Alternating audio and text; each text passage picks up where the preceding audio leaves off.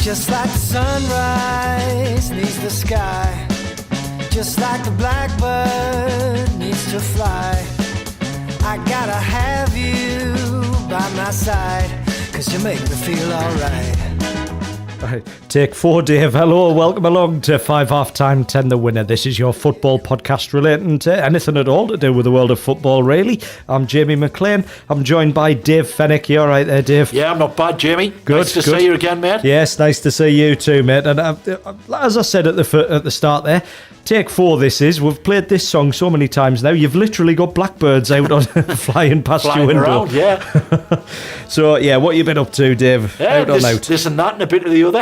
Yep, good. That's always the way to go, isn't it? Yep. Nice one. Well, you've had a few things on your plate, haven't you? Yes, well, I'll get into that very briefly in a little bit. But yeah, we did miss an episode and have been unable to catch up. But like I say, I will get to that in due course. But I am going to start off, Dave, with some bad news. We've got some bad news here. Bad news? Yeah, an episode of 5 Half-Time 10 The Winner has been in the top 100 of the football charts. Yes, it has. Class. For quite some time, but it's dropped out. Oh. It's dropped out. It's just dropped out the other day. What, down to 90, 80, 70, 60, 50? No, it's dropped out of the top 100, so it's down to like 110 or 100, yeah, right. Something like that probably. I thought we'd gone to the top of the charts. I was seeing us drop down the charts, and then I was watching as the positions trickled away, and we dropped out the other day. It's good though, it shows we're doing really well. Well, it is, yeah. I mean, it's always good, isn't it, to get in the charts? Yeah. And at least we're in the top 100, so we're in with other podcasts in the country and that. You say the country. It was in the top 100 football podcasting episodes. Yeah, in England. No, that's not important, Dave. The fact is, we were in the top 100. Scotland? No. Wales? No. It was El Salvador, Dave. We were in the top 100.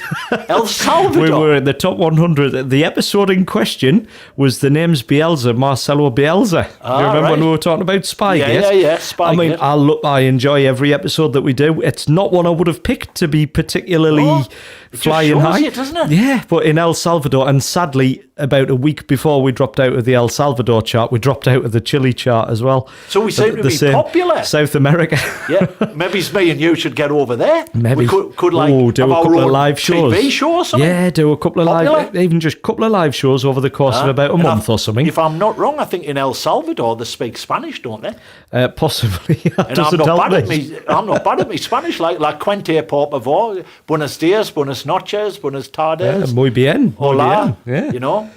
Yeah. Mi camioneta es feo. Let's go to El Salvador and take Jeff Lynch with us. Right, okay. Well, I said that.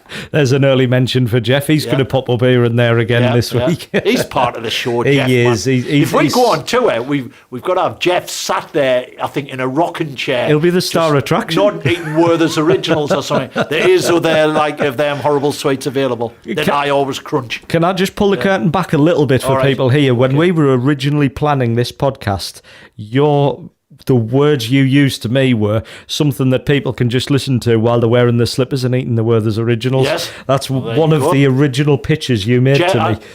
I'd imagine Jeff on a cold winter's day sat with his Gansey on, twiddling about. And that, I meant twiddling with his Gansey. Well, there you go, twiddling with his Gansey. There we go. Yeah. You heard it here first. So, yes, obviously didn't know we even had any listeners in South America, just heading back over there for a minute. So how do you work that out? Do you get like a pie chart or something? Yeah, there's ways when you've got a podcast you can register with these sites that collate all the data from all the charts all over the place. What's welcome in Spanish?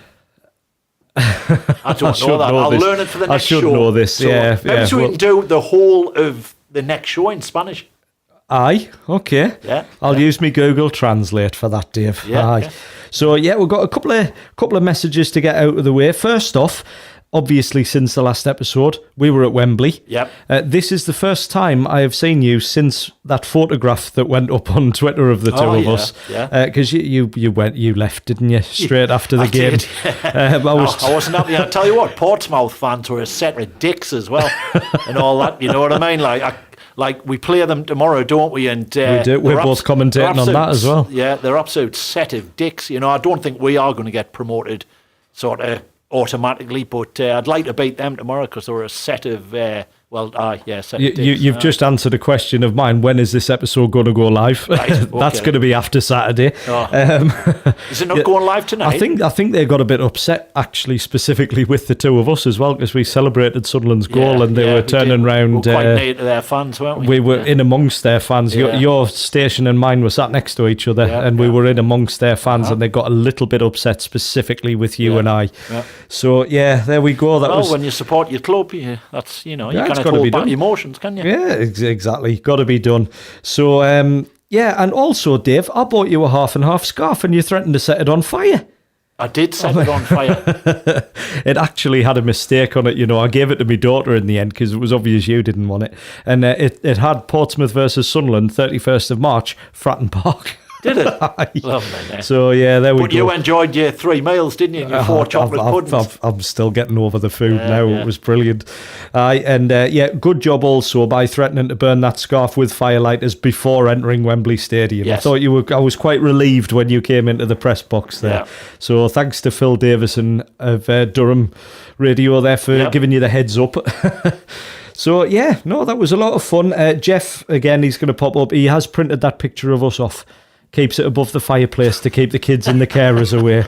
So the cheeky getter. But no, I'm firmly on his side because he also said, relating to the Dogs 11 on the last episode. Oh, yeah. He initially shame on you both singing over the theme tune, best part of the show. That's a bit rude. Right. On the Dogs 11, over his 70 years... I've heard most, but I did think Paddy Kennel was original and wins hands down. Oh, that's one of yours. Yeah, it was one of mine. So he's not a player currently playing, or he wasn't in your formation. Yeah, you took exception to that, saying it's all about formation and current players. Yeah. Why? Why? I put it to you. Why does it have to be? It was it probably doesn't. It was a bit of a giggle. I'll give you that. Then. It was a bit of a giggle. So, But therefore, Paddy Kennel won, so I'll win that one. Right. Get in. Happy with that. Yep. Get yourself chocolate pudding. Yeah. What, another one? Yeah. Simon also got in touch on Twitter saying he saw Rakesh at the services on the way to Accrington Stanley. That was 3 days later than Wembley. So, I've got a question for that, not just for Simon, but for everybody. Have you seen Rakesh? Have you seen Rakesh? Tell him to get in touch. Where's Rakesh? We want to hear from him. Where is Rakesh? Rakesh Watch. That's what we should be doing. To mark your new little segment on this on this podcast, which I've no doubt we'll be hearing in a moment. So, we want to hear from Rakesh again. So tell him to get in touch if you do see him. So next up, we've got the apologies section, Dave. Oof. So I've got a couple of things I need to clarify since the last episode. When we were going into the voicemails, obviously I knew that we had 2 going into it. And in my excitement, I started asking you if we should check the emails. And that got you a bit confused. And I didn't know why at the time, but I listened back. I thought, I said emails twice rather than voicemails. So, just a bit clarification there. Apologies for that. We didn't get the 2 voicemails right next to each other either, which was another statement that I said, and I got that wrong. Young Stato's message did come in on the Monday evening, an hour or so after I'd heard Rakesh's message, but he'd actually sent that a couple of days before. So, you've got to check your messages, young man. I know. And I didn't check my facts, and there we go. So apologies for that. So, would you like to say what we've got voicemail-wise this time, Dave? Yes. Okay. 2 new messages. We've got 2 again, Dave. 2? 2 new messages. Now, again, I've heard them both. One of them we're going to play at the end. Right. We're going to sign off the episode with that. Right. But there is one that I do want to address straight away, and it is the man, the myth, the legend himself. Hi, it's Jeff Lynch. I'm just wondering if you 2 lads have had a fallout. I'm sure it's nothing he's calling out counselling for. I'm trying to drum up support for the show, telling people it's once a fortnight on a Friday afternoon. I'm getting loads of abuse off my mates. I mean, I can take loads of abuse off you on the show, but getting them off my mates, you're letting us down, lads. Come on. Right. Thanks for that, Jeff. Right, yeah. There has been reasons, hasn't there, for the show. That has. We've sort of missed one, haven't we? Yeah, we're sort of on track, save for one that we missed in a way. So it's about a month now. It's a month since the last one, I know. Yeah. But I mean, I did actually get in touch with Jeff after I got that. I know he was winding us up there and all that, but I did want to just, because I know he clarify this. He does listen now. Look out for the episodes and all that, So I wanted to reach out to him. Basically, I'll quickly address this though, because for all Jeff was on the wind up, I have had a couple of messages off some people that I've not read out, basically saying, sort yourselves out, why have we not got more episodes? Yeah. And it's difficult to tell whether they're taking the mick or not, so I'll just address it on here anyway. We love doing this podcast, don't we, Dave? We love it, yeah. We'd make it more regular if it was feasible, if we were able to sort of guarantee we could deliver. At the moment, that's not the case, but we do try our best. Sometimes life gets in the way of things. Yep. I've been basically uncontactable, more or less, for the last couple of weeks. Your family comes first, mate. Yeah, family, a couple of slight issues as far as that goes, health issues. It's, we're getting there. We're getting there with it. Good. But, when Jeff sent that message, like I said, it did give us a good laugh at a time. I very much needed a laugh. Yeah. So, Jeff, genuinely, thank you for that. But as we say, sometimes life gets in the way, and that's been the case, unfortunately. But obviously, we both hope that's not going to be the case moving forward. Good luck, mate. Yes, so thank you for giving us a little outlet to address that as well, Jeff. And as you said, Dave, it's only one episode we've missed, really, innit? Yeah. So there we go. Right, now, like I said, the other message I'm going to leave for the end, just for probably quite cruel reasons, but that'll all become clear in the end. So we'll just head off. We'll have a quick break now, and when we come back, we'll get stuck into today's episode properly. So we'll be right back.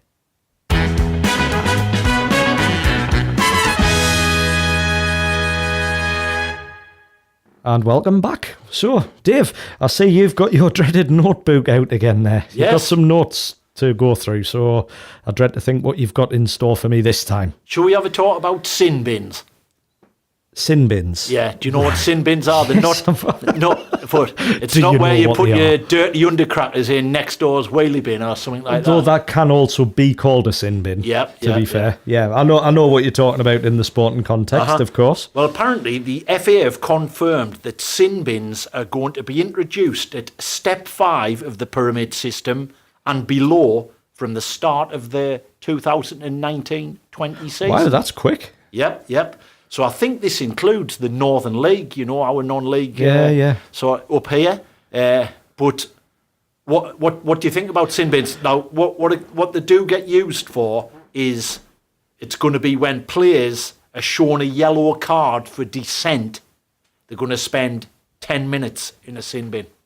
Right. Okay. So this is basically the first step in trying to alleviate that issue. It's been getting trialled out in further down the system, lower leagues, and apparently it's gone well. It's reduced the back chat to referees, sort of the abuse of referees and things like that. So they're bringing it in at a higher level for next season.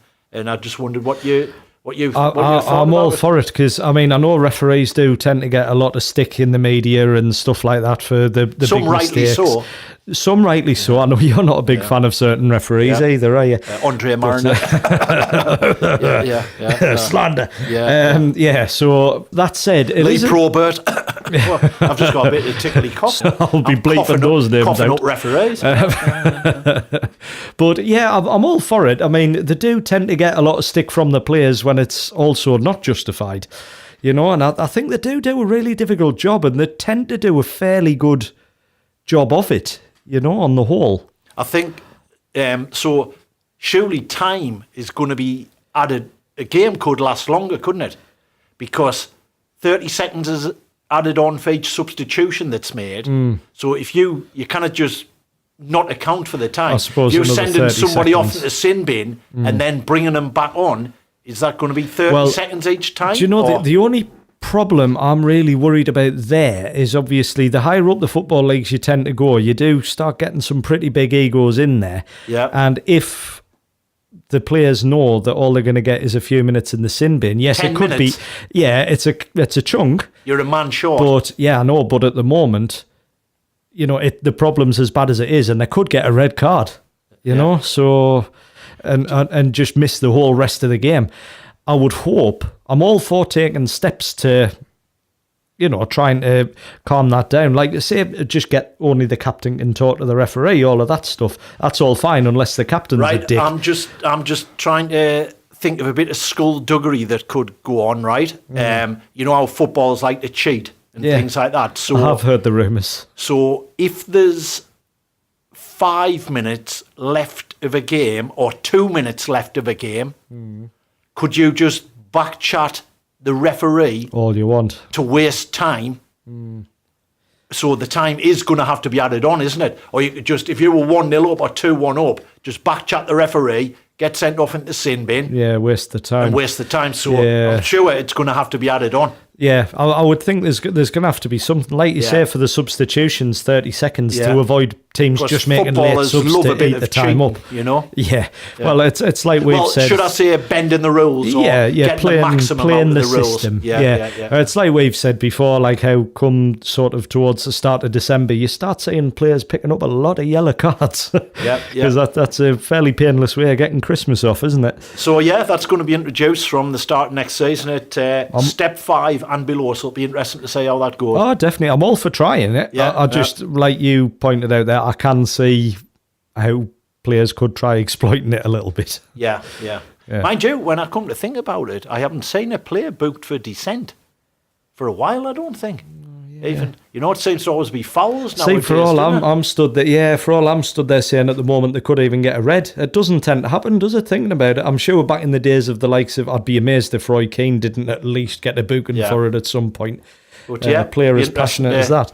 Be interesting to see how that one goes. Yeah, all right, that's a good one. Well, it could be good to see how it works. It's a subject now that, it's a bit controversial and that, but I think we have to, as a show, mention it. Racism in football. Yeah. You know what I mean? Well, I hope I know your views on it, but, sort of... but do you? Yeah, of course you do. Of course you do. Yeah. So, I mean, it seems that there's something getting reported now, nearly every week. Yeah.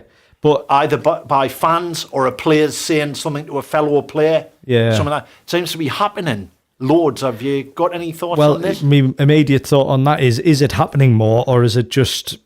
Getting reported more? Is it just because it's now becoming a real thing? Let's just get rid of it. It's a hideous thing for anyone to have to go through in any walk of life, especially when you're at work or in your own personal time. No one should ever have to be subjected to abuse of that nature. And I think at the moment, quite possibly, where there's been a couple of high-profile cases in a row over the course of the last few months, I think it's just starting to get reported a lot more, and it's not seen as a case of necessarily, what's he whinging about? It's a case of, right, no, he's done nothing wrong. The other guy needs...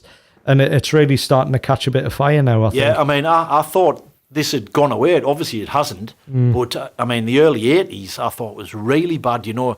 Sunderland had a couple of black players, and you'd go to away grounds, and they had, like, inflatable bananas and things like that. It's horrendous. But, I just don't understand now, in this day and age, people's mentality. I honestly don't. But I don't think it's just a football problem. I think it's a society problem, I think nobody transforms into a racist just because they enter a football stadium. No. I think they must be like that in general, and they're using football to sort of, when they're in big groups, to try and get that the football's the point delivery across, you know what almost. I mean? I don't know whether, there's let's kick racism out of football, you get T-shirts, but I don't know what can be done. And some people said, they'll bring their team off, but sort of, if they're getting these vile, like, abusive chants. But is that not giving in to the racist? Is that not making them win? It's certainly given them a lot more attention than they deserve. It's a bit like, what was it David said about the hooliganism on the last episode, the message that got left on the Facebook. It's given the trolls oxygen, I believe was the term he used. And it is a difficult one because you want to get rid of it, but almost the more you do, the more attention it's bringing on the issue. And I would hope that would help more people become aware of this and bandy together to get rid of it. Yeah. But it is still let's bringing not give in to these idiots. You know what I mean? That's right. That's all I can describe. Well, probably I'd describe them as worse than that. But, you know what I mean? I just I kind of like it's not like me to struggle for words. I just can't comprehend it. No, I know. I can't either. It's just this really bizarre thing that goes on, like you say, not just in football but in society. Yeah, and it's obviously stems from very old-fashioned times. Yeah, when it was all about the territories and stuff like that. But it's like you say, in this day and age, it's just incomprehensible, isn't it? Why do people still have thoughts to down of that that line? nature? Yeah. Just, well, it's ridiculous, beyond me. Something does need to be done, but what it could be, I don't know. I can't come up with an answer that would be, seriously foolproof. Yeah. So anyway, that's that one. Anyway, okay. But now Manchester United. Okay, what's going on there? So Ole Gunnar comes in. He does well. They look unbeatable. He breaks the record for Manchester United managers as well. Yeah, they appoint him, and he's now lost 7 out of 9. Out of 9. Yeah, very close to 9 in a row as well. Yeah, it's. I don't know, because you always get you often get a honeymoon period with the new manager.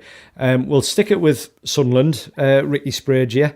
He did a good job, really good job when he's temporary charge, didn't he? Did he? Caretaker charge, I think he did a decent job.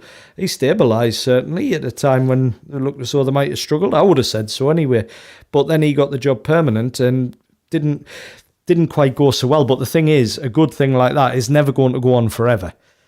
But it's, in the case of Man United at the minute, it's not just that the honeymoon period's over, it's doubled back on itself. It's turned into a really bad run of form for them. It has. And do you think they were too hasty in appointing? I mean, they'd had that great win in PSG, hadn't they? Yeah. And then it seemed to all Did they get caught up in away it a little bit? Because they haven't really gained anything by appointing them early. Could they not have just waited till the summer? Yeah, I've got to admit, I was listening to another football podcast earlier on today. And, don't advertise any of them. They're all crap. They were making very good points. Yeah. It was almost like it was a safe bet for Man United when they brought him in. If it worked, great, that worked, you're still a legend. If it didn't work, fine, thanks for trying, move on. But obviously they've appointed him now when the job wasn't really done yet. The job that he seemed to be working towards wasn't done yet. And I mean, I like Solskjaer. I've always been quite a fan of his, but I think we said at the time that could be a bit of a weird appointment, a little bit dodgy appointment. Proved us wrong in the first instance. Nowadays, it is weird. The players don't seem to be playing for him as much as they were. Well, do you think this says a lot about the modern day footballer? Well, yeah, quite possibly. You know what I mean? They're glad to get rid of Jose, so everything's on the up and everything's hunky-dory. Then the modern day footballer levels out. I mean, Pogba hasn't been doing it, hasn't he? No, it is almost like when Solskjaer was interim, there was something to achieve. Let's get him the job. We want him here. Yeah, right, we've got him the job done. Right, on the beach. We're comfortable now. Yeah. So I think it has a lot to do with the modern day footballer. I think that's a fair point. And I think we've done an episode on this before, player power, haven't we? And it does extend all the way through from the contracts all the way to the stuff on the pitch. Obviously, they're the guys that have got to deliver on the pitch. If you're a footballer, though, you're going into training for about an hour and a half a day. If you cannot give your absolute all for an hour and a half, and then your absolute all on a Saturday or in a midweek game or whenever you're playing, it's a disgrace, really, isn't it? Yeah, I would say so. I think a lot of it is sort of mental and attitude. It's not just ability. Yeah, no, I would agree. And I think you're right. I don't know if it's quite a footballer's life quite so simple as the hour and a half training and then a game a week. You've got all the other public stuff, but it's still besides the point. You're getting paid to do a job. Yeah. And ultimately that hour and a half is the important hour and a half as far as your job goes, really. Yeah. I know there is all the other stuff. And if they're not performing, you've got to look at shipping people out, haven't you? Moving people on. Cause it's going to be interesting how that one materialises in the summer. And the other side of looking at it is when Ole was winning all them games, was that papering over the cracks? They need reinforcements because I'm sure they need some defensive reinforcements. Man United, they look pretty good going forward at times, but they look vulnerable at the back. I mean, going forward, yes, they've got Lukaku. I think Sanchez has struggled. I really like Rashford. but I don't know that he's necessarily a clinical goal getter the way you would sort of think Lukaku might be. I think they could do with a little bit of strengthening up front, personally. I think they need to build from the back first, mind. I think that's where the troubles are. Yeah, well, they do. Matic seems to be past his best, I would have to say, or certainly the way he's looked lately. They do need to reinforce all over. Definitely be interesting to see how that one pans out over the summer. Surely they're going to give him a chance. They're not going to get rid of him already. They'll not get rid of him in the summer. I would very much doubt it. It would be a disaster if they finished in the bottom half after where they were when he came in, then maybe, but that's not going to happen. I don't know if they're going to get the top 4. I would like them to. I don't think they will, though. Right. Well, interesting. So there we go. Bird feeder watch. So bird feeder watch. Yeah, there's been interesting developments on the bird feeder front. I mean, we get the usual, the robins, the blue tits, the blackbirds, and the female blackbird that is brown. Did you know that? No, I did not. Yeah, female blackbird's brown. So what I've started doing now is I haven't been putting the big individual fat ball out on the bird feeder out in the trees. Right. Because then you get the doves and pigeons and things coming. So I don't want them. I just want the little birds. But then I looked out the other day and hanging from the little fat balls that are encased in a cage so the big birds can't get at them is a little harvest field mouse. Really? A mouse hanging off them. So now on bird feeder watch, I'm getting a harvest field mouse. Oh, God. So it's going to be birds and mice watch Birds now. and mice watch, We've just recorded that. We've just recorded that jingle. We had mice do it, but he just comes up as a bit like gnaw of the fat ball, then back down the little tree and he's away, but he's a regular visitor. Oh, well, there you go. Happy days. Happy days. So, days. See, that was worth the bird feeder watch segment. Yeah. We've had a bit of a crack today, and we've had a bit of a different episode and all that. Let's not forget, we've still got another voicemail to go have through. We? Play that before we go. Sure, we'll do that before we go. You're looking at me with funny eyes there. That's just my eyes, Dave. I thought you would have noticed that by now. All right. Hiya lads, it's Davey from Peterlee. Just love to say I think the podcast is unbelievable. I love the chemistry you two lads have. But just on the subject of Wembley weekend and the Sunderland going down there, I heard last time Sunderland were at Wembley, a lot of vandalism was done. Some people put through vending machines. Do you think they should be allowed to go back to Wembley vandalism? What do you think of that? Cheers lads. Ta-da. Dave, why did you look sheepish when he said that? About the vending machines. I think somebody, the last time we went against Manchester City in 2014, it was. League Cup final. League Cup final. I think somebody came in a bit inebriated into the hotel the early hours of the Sunday morning, was a bit hungry, the vending machine wasn't working, so decided to boot it. Really? And, and I think a lot of chocolate and crisps fell down, and the night manager came and all got a bit, there was a bit of a commotion. Sounds like he got a bit of a score out of the vending machine. There was. Or he would have done. There was chocolate bars and crisps all over. Was there? And then I think that person even got his money back for the original pound he put in. Yeah, but he'll remain nameless. I was going to say, you do seem to know a little bit about this guy. I'm not going to accuse anyone on this show, but I don't. Not that I remember it too well. I want to remember it. There is about a 6 foot tall we'll bit of evidence. We'll be back with another show very shortly.